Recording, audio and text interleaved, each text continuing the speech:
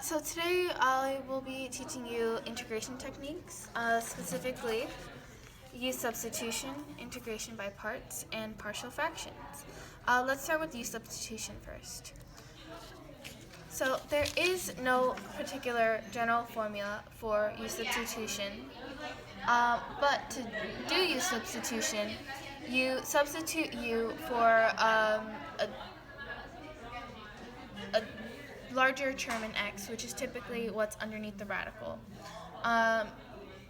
From there, you solve the integral in terms of u, and then after you're done, you plug in whatever you substituted u for back into the equation. As an example, let's use the integral of x squared times radical x cubed minus 3 dx. So what you would do is you set u equal to x cubed minus 3. Take the derivative of each. So the derivative of that would be du equals dx times 3x squared, because that's the baby in this situation. So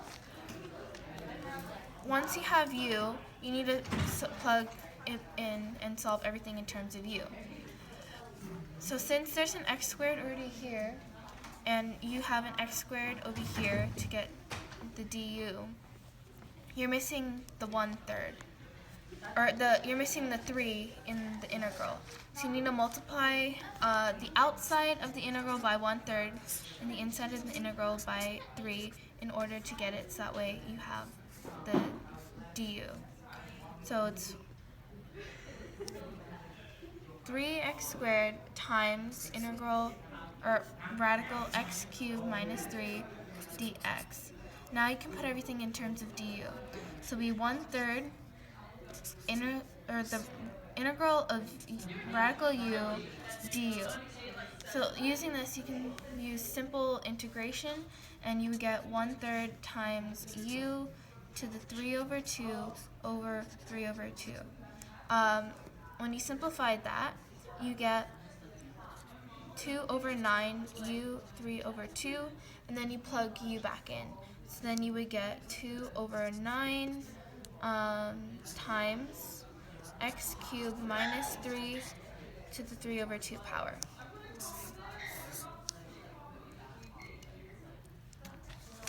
So the next integration technique is integration by parts. To do that, you use the general formula, which is the integral of u dv equals uv minus the integral v du.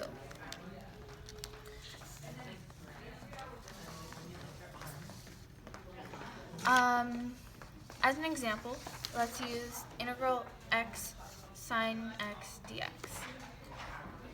So using the formula, you might be a little bit confused as to which term you should use as the u value, dv, and so on. So think of limit. L is for logarithms, I is for inverse trig functions, P is for polynomials, E is for exponential functions, and T is for trigonometric functions. So since x is a polynomial function and sine x is a trigonometric function, you would use u as x, since it's further along in the limit. So the closer to the left it is, that's what u would equal. So u equals x and dv equals sine x dx. So you need to find the v value and the du value.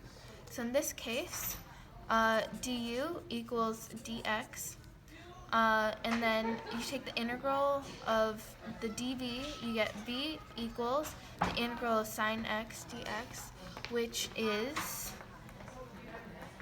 negative cosine of x. So when you plug that into the equation, and then you get x times negative cosine x minus the integral of negative cosine x dx.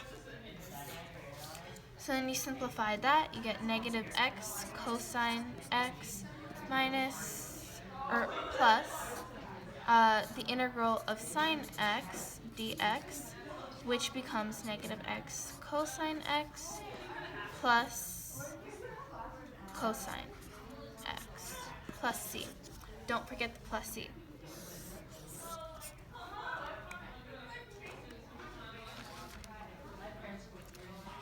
Okay, so let's move on to the next, or the last integration technique that will be covered, which is partial fractions. So with partial fractions, again, there is no general formula, but I'll walk you through the steps using an example. So in this example, integral of 2x minus 2 over x squared minus 2x plus 3, what you need to do is factor out the denominator. So when you factor out the denominator, you get 2x minus 2 over x minus 3 times x plus 1.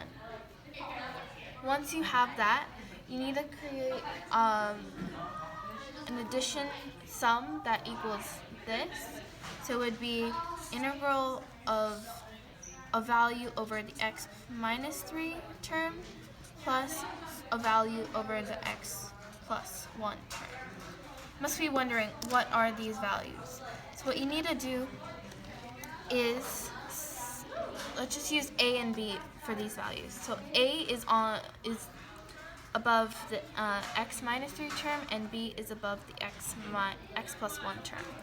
So when you would try and solve for it, it'd be the a value times whatever is in the denominator here, plus the b value times whatever's over here. So it'd be a times x plus 1 plus b times x minus 3.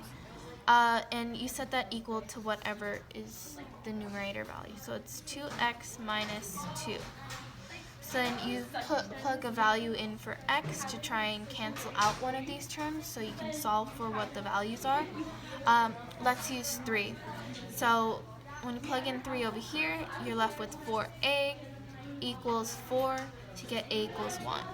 So when you plug a into the equation, you would get x plus 1 plus b times x minus 3 equals 2x minus 2. Try and isolate the b term. You get b x minus 3 equals x minus 3, b equals 1. Plug your a and b values back in. So a goes here, b goes here. And then you integrate each of these terms separately. You get ln, absolute value of x minus 3, plus ln, absolute value x plus 1, plus c. And then you can simplify that. And then you would get ln, absolute value, x minus 3 times x plus 1. So there is 3 integration techniques: u-substitution, integration by parts, and partial fractions.